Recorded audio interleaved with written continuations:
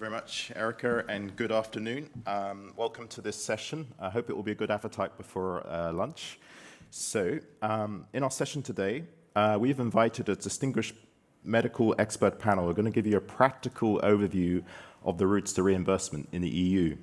ECLEVAR MedTech works closely with our medical expert panel who help supervise and guarantee the clinical, scientific, and clinical validity of studies that we run.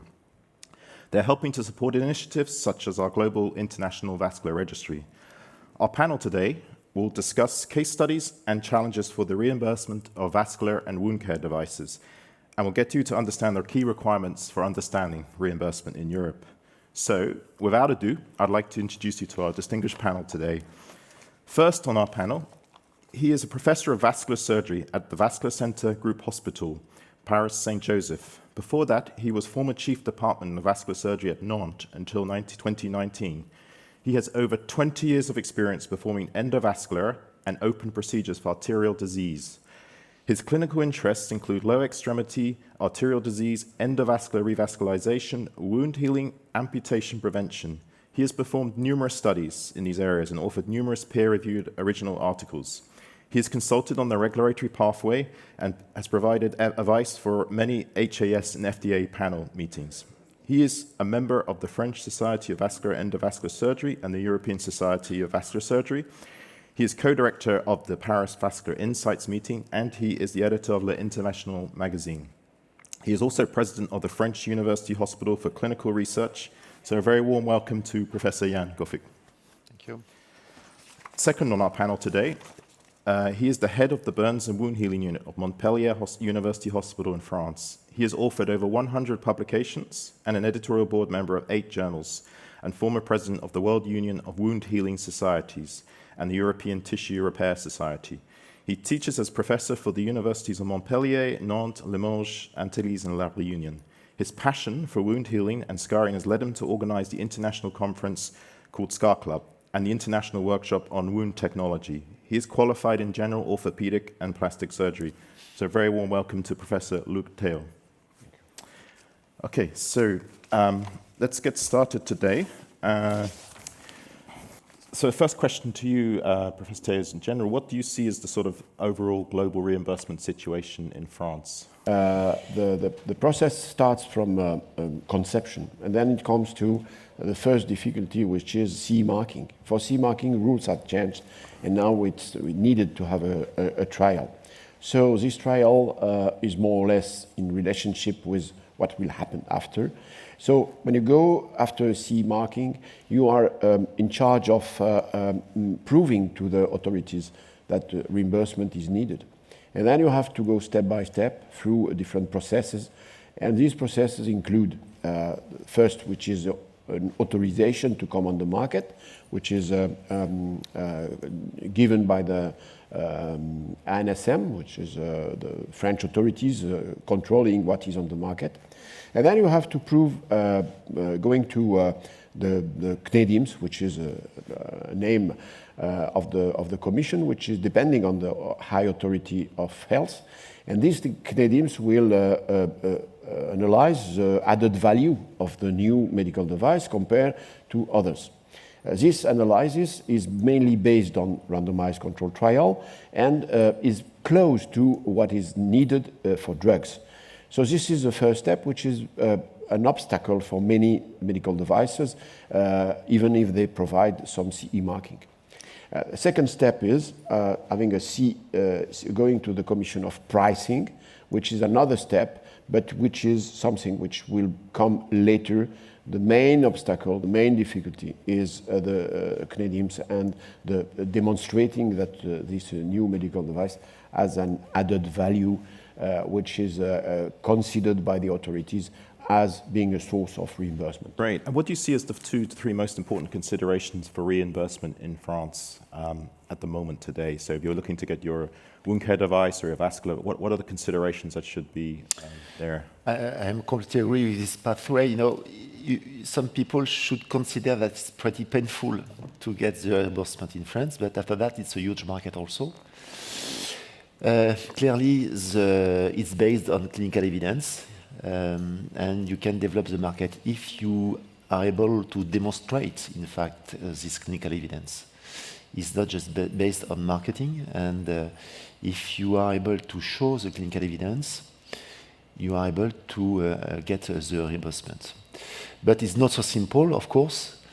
It's also about pricing, and the pricing is directly related to the level of clinical evidence.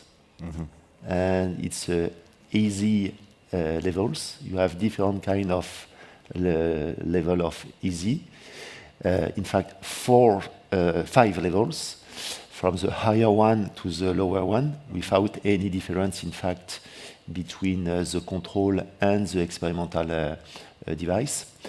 And according to this level, in fact, you have different pricing. Of course, with the higher easy, you obtain the higher price, Yes. and the lower one, you have the lower price. It's very simple on the paper, but Yes. in fact, it's why, in this case, the methodology is very important Sure. to raise the higher evidence and to get the higher price.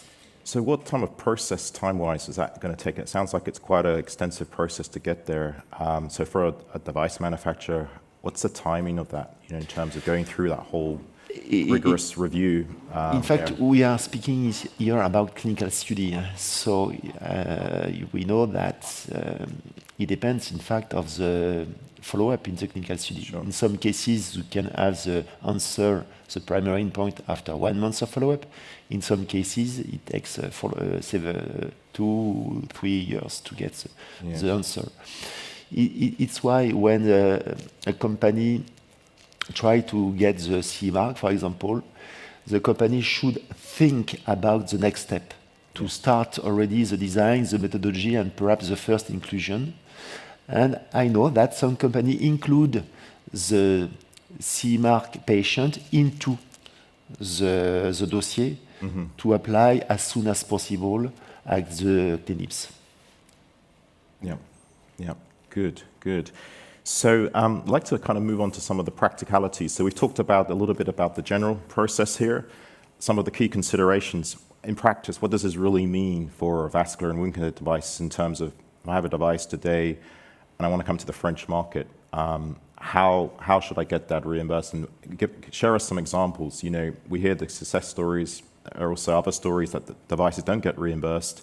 It's a pretty rigorous process here. Can you talk us through some practical? Perhaps we can go through some slides. Yes. I can share with you an example about drug-coating balloon, but perhaps not everybody here is fluent with drug-coating balloon. So drug-coating balloon is very simple. It's a drug and a balloon. And the purpose of these devices is to treat stenosis at the location of artery, like, for example, the femoral artery located at the limb. And so you want to enlarge with this balloon the artery and to keep enlarge the artery due to the drug. And you have the example here. You can see the inflation, and during the inflation, we have a drug uptake into the arterial wall to avoid restenosis. So we can go ahead in the next slide. And so, in fact, mostly this drug-coating balloon has been assessed by RCT. And in this first RCT, the comparator was balloon, just balloon without any drug, which was at this period, in 2015, the main comparator. But we know that superiority design has been also performed. We know that there is another kind of design, such as non-inferiority or equivalence design. But for France, the main value so far, but it can be discussed, is RCT for in this purpose of vascular disease. I know that we discussed already of this point, that other kind of design could also be valuable depending of the pathology. Yeah, if we speak about wound healing, the difficulty is to realize a randomized control trial. Many difficulties. The first one is to have an homogeneous population. Wound healing is chronic wounds. Chronic wound mainly means diabetic foot ulcer, leg ulcer, and pressure ulcer. In diabetic foot ulcer, the vital risk is very important, because with a simple, just a small hole under the foot, the risk is very high in terms of lethal outcomes. 5 years after an amputation at the level of the thigh, half of the patients are dead. So this is something into which there is a strong investment. But the difficulty is to find an homogeneous population. So a randomized control trial is really difficult. And it focuses so much on a very tiny population that afterwards, when you want to extend the use in the general population, it becomes really complex and non-adapted. So this is why, this is just an example, but this is why concerning methodology, I completely agree with what you said, the difficulty of the methodologist to protocolize something which is adapted to the real randomized control trial. So defining a protocol is really a strong difficulty. You need experts. You need experts in protocolization. You need experts in wound healing and So it becomes so hard.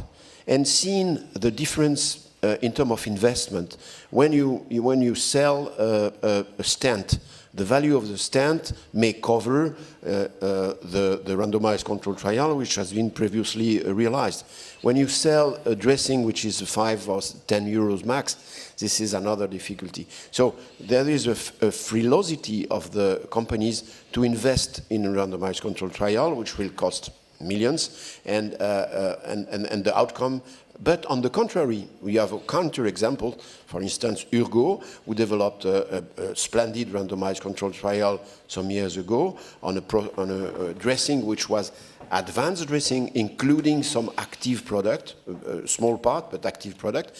And they went with 40 centers all over Europe, a cost of 3 million euros, but they finished with a Lancet. And this was the first dressing coming with a randomized control trial. So it's not impossible, but it needs a lot of energy and a lot of investment, and it remains quite difficult for a startup or a small company to go through this process. And as you said, is to also to focus on the population. Which population? Which is the target population for the device?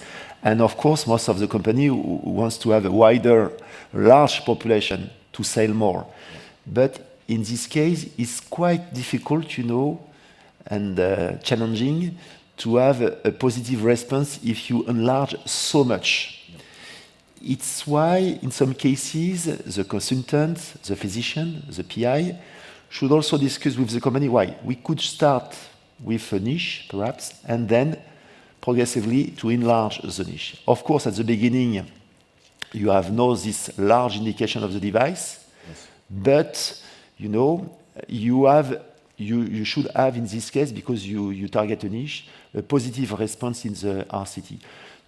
We have some good and bad examples. For example, TAVI. They start with a niche, contraindication of open surgery, and they enlarge with time the indication of TAVI. And now TAVI is pretty adapted for all patients. On the contrary, we have some bad example with venous denervation. It was a device, to decrease the hypertension by endovascular treatment. And they have a large indication, but in fact, the RCT failed to show the superiority. And we know, according experts in this field, that if you target a niche, it works. And I think it's, at the beginning, a very important discussion between the company and the consultant. Yeah. And if I may, there are other, in wound healing, you have the basic devices, dressings, which are mainly absorbent, more or less absorbent, but absorbent. It's very basic mechanical action. But at the other hand, you have very active machines, which cost a lot of money and can be used in specialized centers. These are not going through the process of reimbursement, but the process of allowance. So it means in a global budget, you can choose to use these high-cost devices or machines, including in the DRG, which is another aspect of the reimbursement. It's not specifically reimbursement. These DRG, you can use them in France, in Germany. I don't know, I think in UK it's the same thing. So it's included in a global process of therapeutic actions, and it goes to using a machine for a specific time frame on a complex wound, for instance. So it's adapted, but these machines will not be reimbursed on the global level, at the level of the GP in a small village. Never. So I think the need for having a smooth adaptation and contacts between the experts, the scientific societies, and the deciders is very important. Yeah. So a message of strong collaboration there between the different stakeholders. So coming on to the next question, obviously there's a lot of investment in an RCT for companies, and obviously the larger companies can probably foot the bill there. For smaller companies, it's challenging. Which stage of the process should a company think about their reimbursement? Is it pre-CE or should it be after CE? What's your opinion on that side of things from the life cycle of the device and the reimbursement stage? You know, usually it starts with a pivotal study, the first-in-mind study, you know, by registry, showing the feasibility and the safety of the technique. And after that, the next step usually is the RCT. So what I said previously, you can use the first patient included in the study, in the CE mark study, to be part of the main study. I have an example, I think, to share with you. Sure. In the next slide. Yes. For example, Medtronic Impact SFA use the first, patient in a pivotal trial to include in the final trial to show the superiority of drug-coating balloon versus balloon. And again, here you see I show a different kind of study. Both studies, in fact, achieve their primary endpoint, and for vascular disease is often primary patency. But in fact, the level of evidence was quite different. In some studies, they show a difference in terms of target lesion revascularization, which was, in fact, the reintervention as the location of the disease. And in the other one, even if they didn't show any difference, even the last one was published in New England Journal of Medicine, they didn't obtain the same level of evidence. And we start to speak about the ESE, I mean. And so the ESE was different between both studies. As a 3 for the Impact trial and as a 4 for the 11-2 trial.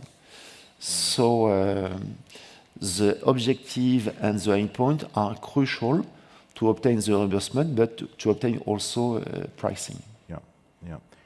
Interesting. And have you got examples of where things have not really worked out for manufacturers, and what lessons could they learn from it? So where they've done a trial and then it's been reviewed and then it has to go back again. Is there any examples where things haven't really planned out?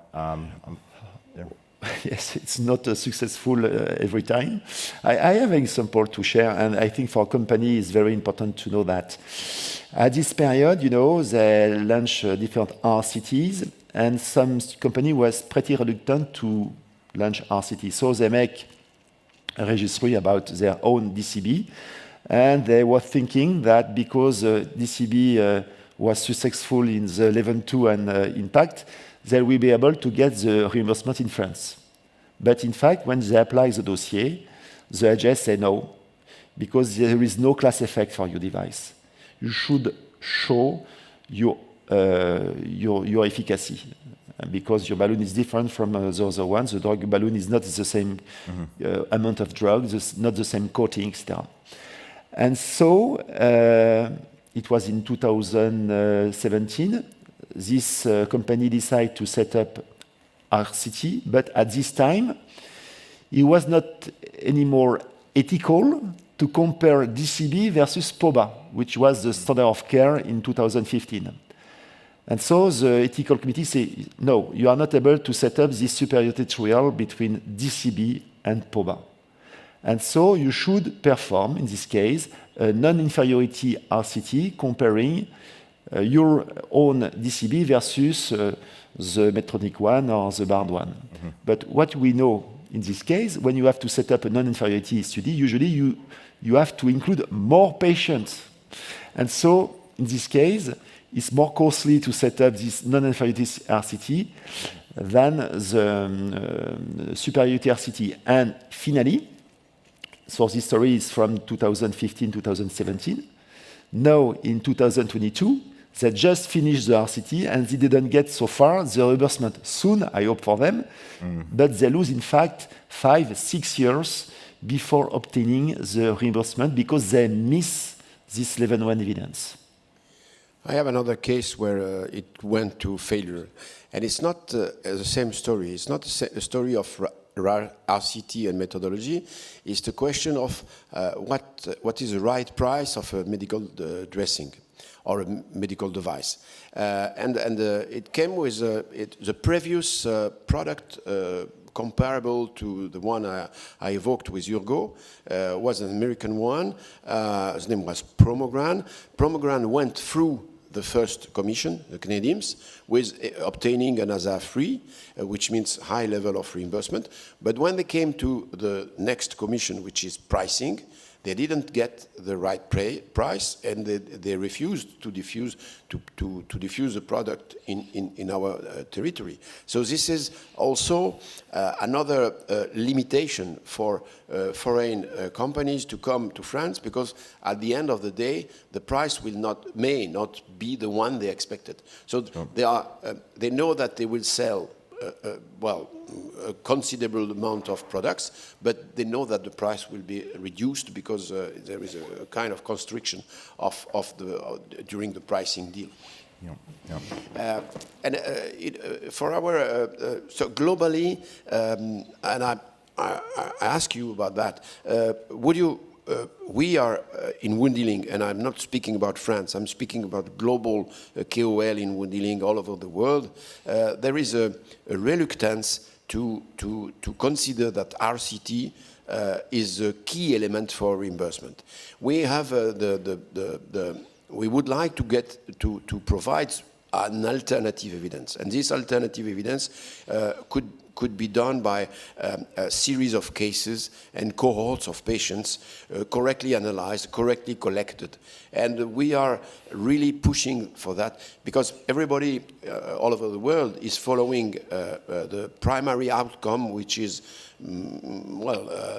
written in the marble, which is end of healing.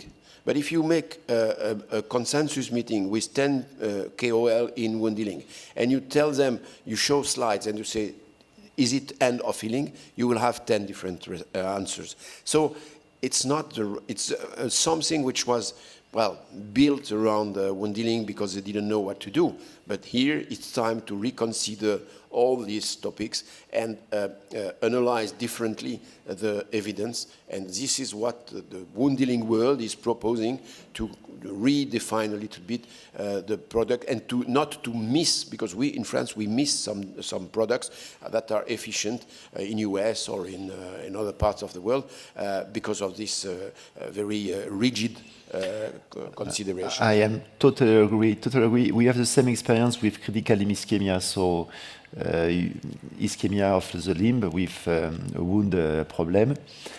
And I think we have to break, in fact, the dogma in some cases of RCT. RCT raises high-level evidence, but in some cases with some heterogeneous population, it's very difficult and it's not so important to have this RCT, because if you want to have a successful RCT, you just to have pick up a very selective population, and you don't answer to the problem. Sure. It's why I believe, like you, that if you have a cohort, but very informative, very well done prospective cohort, you can have also very important information.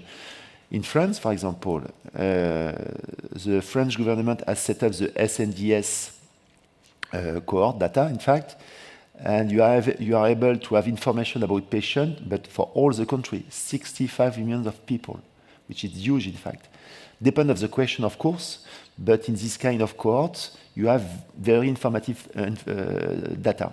Also, you can set up for your own purpose some prospective cohort, and also, if the cohort is well done, to have very informative data and to raise evidence. I am completely agree with this point. Mm-hmm. So just going on to a couple more points before we move around the wider Europe region. Once you've got your device reimbursed, as a 5-year renewal process, what happens at that stage? And so the products on the market, so at 5 years, do the manufacturer have to go through that whole process again in France? It's a post-market registry. Yeah. The AJS asks for post-market registry. You know, I guess that some company think that it's boring to pay again for registry. I think there are some tips and tricks to make some post-market registry not so expensive, but it is also a very important question because, as we said, in the RCT we have a very selected population. I can share with you, for example, with some RCT we include for arterial disease mainly Caucasian, male, and in international study we exclude women and black, for example. But what happens in this population? And we have no the response, in fact, with RCT. It's why to see if the RCT, the outcomes of the RCT are consistent with post-market data, it is also very interesting because it's about real-life data. And I think that it's not so boring to have also this data and to see if it's consistent with previous outcomes. Completely agree. In Wendeling is exactly the same.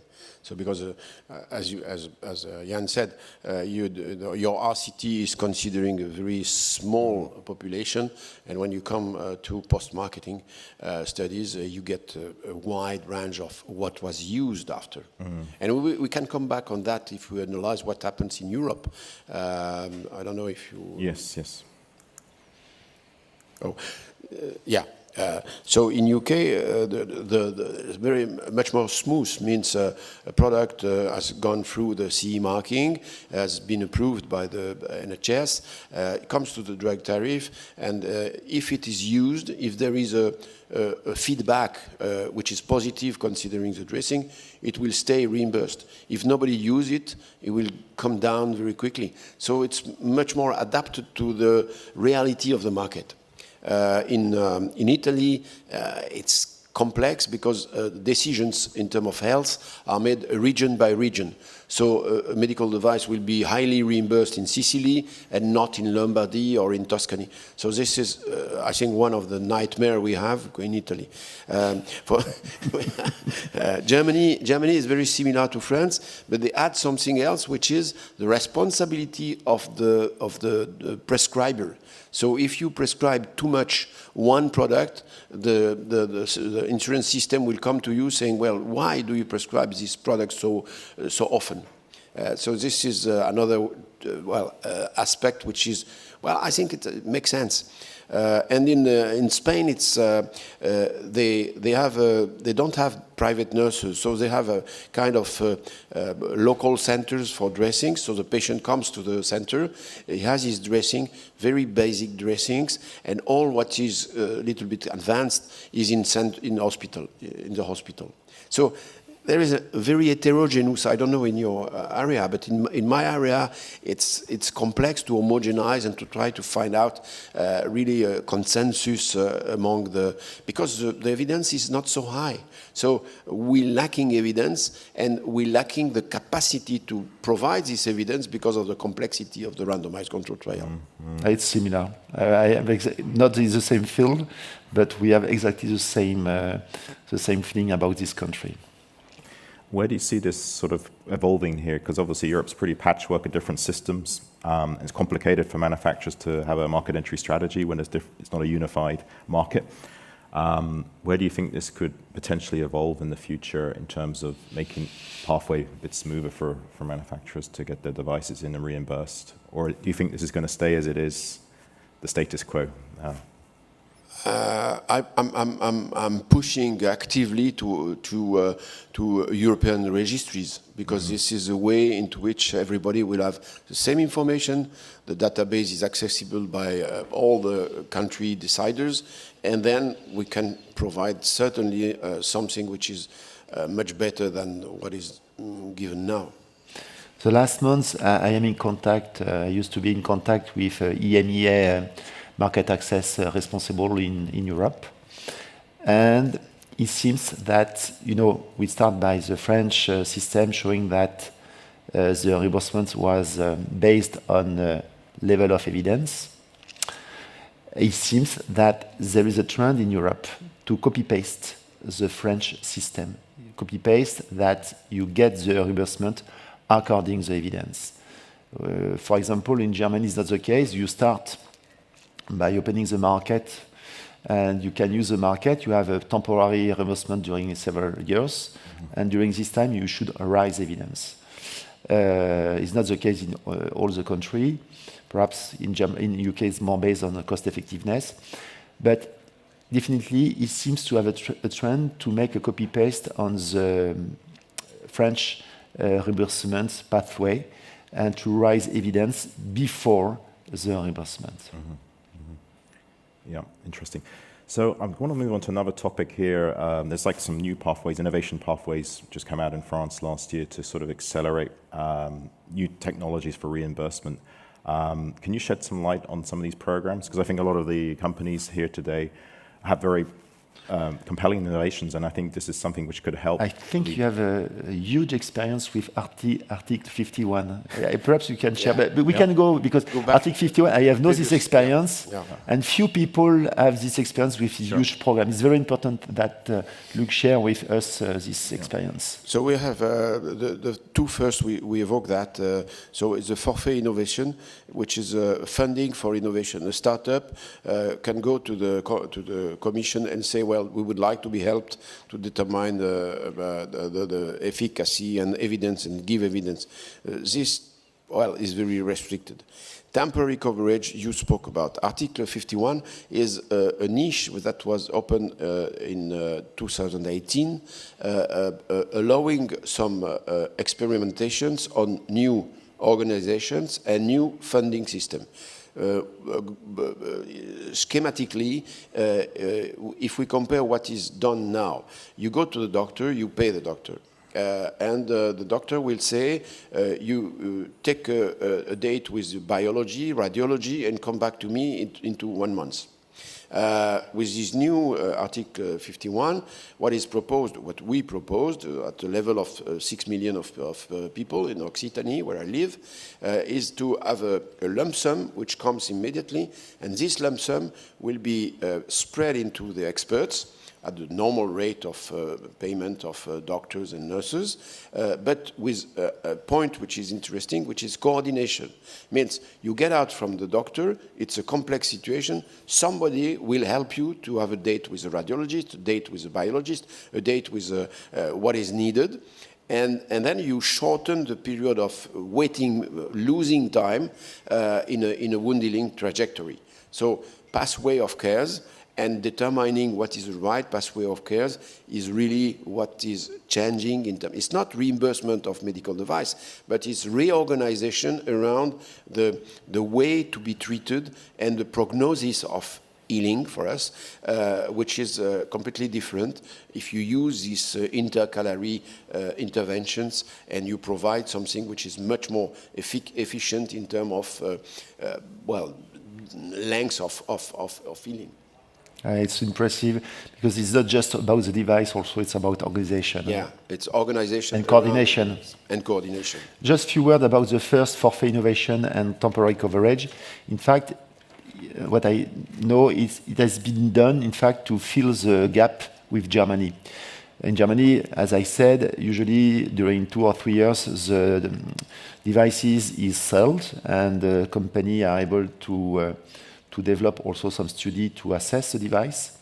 And so now in France, using this forfait innovation and temporary coverage, it's also possible to get benefit of the sales, and at the same time, they ask the company to raise evidence. So it's also interesting. It's a possibility to develop this kind of study. Yeah. So things are moving in a positive direction here. There's a glimmer of light here in terms of the process here. So we've got a few more minutes left here. Just to find out some on the sort of future considerations here, just going back to that, is there any other comments you'd like to make about the future and where this is evolving for reimbursement before we take some questions from the audience? Yeah, the last word, telemedicine. Telemedicine is a medical device. It's just a medical device. So it's not something which is complex. It's something which is coming progressively. During the COVID, it was absolutely mandatory to get contact. So the telephone was considered as telemedicine. The WhatsApp was considered as the main tool to communicate. But now we're coming back, and France I think has invested a lot in this development, and even if we have for the moment less than 5% of the physicians doing telemedicine, this will take more and more because it's easy during the post-op period. For instance, the patient doesn't need to come back to wait 3 hours in your waiting room to have to see you for 10 minutes saying it's okay, everything is okay, you can come back home and back home. You lose 1 day if it is a child, you lose one day for the child, 1 day for the mother. So there is a lot of advantages to simplify the pathway. So I think, yes, this is coming in terms of reorganization of all the system. And this is a medical device. Yeah, great. Oh, that's excellent. So we've got a few minutes. Any questions from the audience before we wrap up, as opportunity for 1 or 2 questions?